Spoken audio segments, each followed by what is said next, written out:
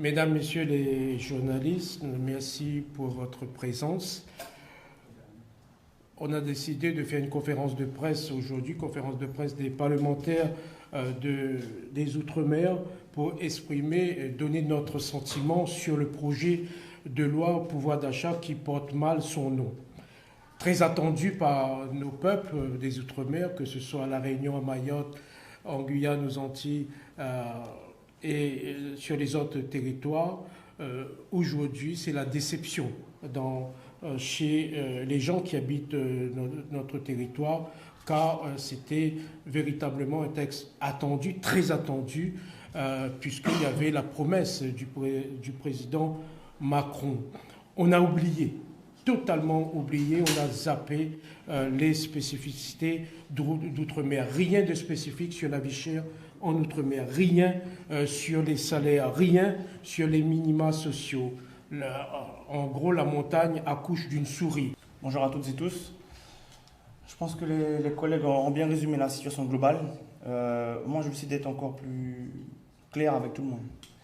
Il est fini le temps où certains penseraient qu'on viendrait supplier, venir avec la main tendue, s'il vous plaît, est-ce que vous pouvez, dans la mesure du possible. Non, non.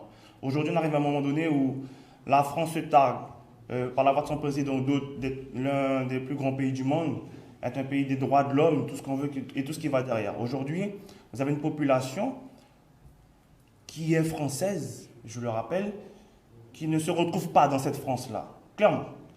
Donc c'est soit maintenant la France a la capacité à répondre aux défis qui lui incombent au niveau des ultramarins, soit elle ne l'a pas, et elle le dit clairement. Et ce sera à nous de prendre nos décisions. Mais on ne peut pas continuer à être à la queue comme ça, perpétuellement. Nos populations n'en veulent plus du tout. D'accord ? Souvent on dit qu'on est considéré comme des Français de seconde zone. Ce texte de loi en est la démonstration factuelle.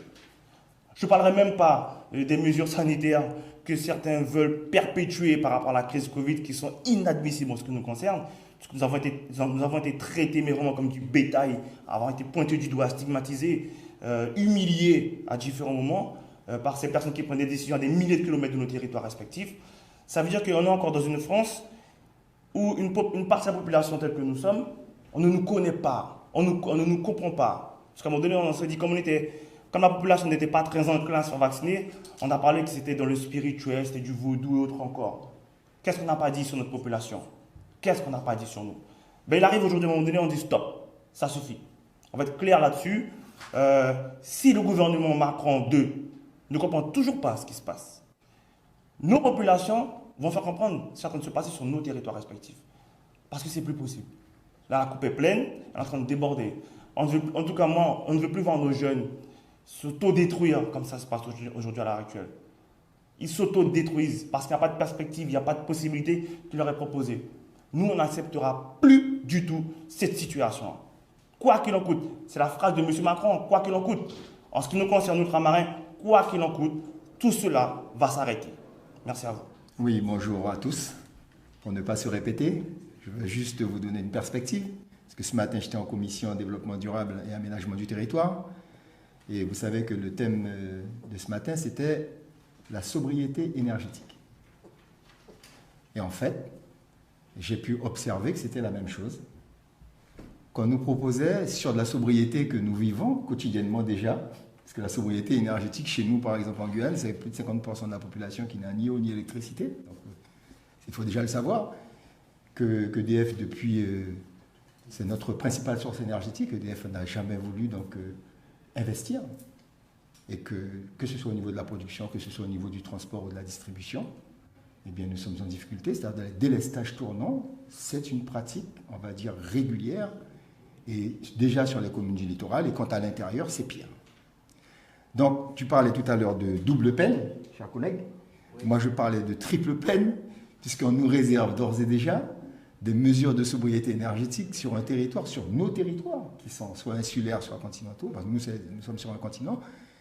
Mais c'est à se poser la question, est-ce qu'on existe vraiment? Personnellement, moi je vous dis très sincèrement que je ne suis pas du tout étonné, parce que ces bilans-là, nous les faisons depuis des années. Donc, il faut vraiment changer de braquet. Moi je suis je suis on va dire en totale solidarité avec les autres territoires. Nous avons pris la décision en Guyane, unanimement, à l'unanimité des élus, de défendre un projet pour une autonomie de la Guyane, clairement. Et je l'ai dit ce matin en commission, je ne vais pas dire que je peux comprendre, mais que les parlementaires, y compris les parlementaires, qu'ils aient tendance à penser France, hexagone, et à ne pas penser à nous. Pire encore, les gouvernements. Donc, il faut qu'on se prenne en charge, en fait. En tous les cas, nous, c'est la décision que nous avons prise. Parce que ce soit le texte sur la veille sanitaire, nous, on a vécu 2 ans de confinement et de couvre-feu. Aucun territoire n'a subi ce que nous avons subi en Guyane. Aucun.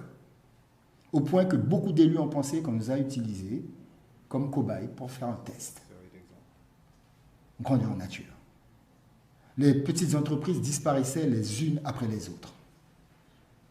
Les élus ont créé un comité spécifique, médical, parallèle à la structure d'État. Incroyable. Et ça se fait passer aux yeux de tout le monde, du gouvernement Macron.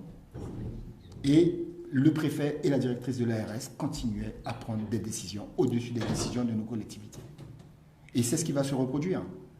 Donc moi, je pense que ce n'est pas simplement une faute politique, c'est dans leur ADN, et que ça va être un combat qui va être difficile et qu'il sera effectivement social et politique sur nos territoires.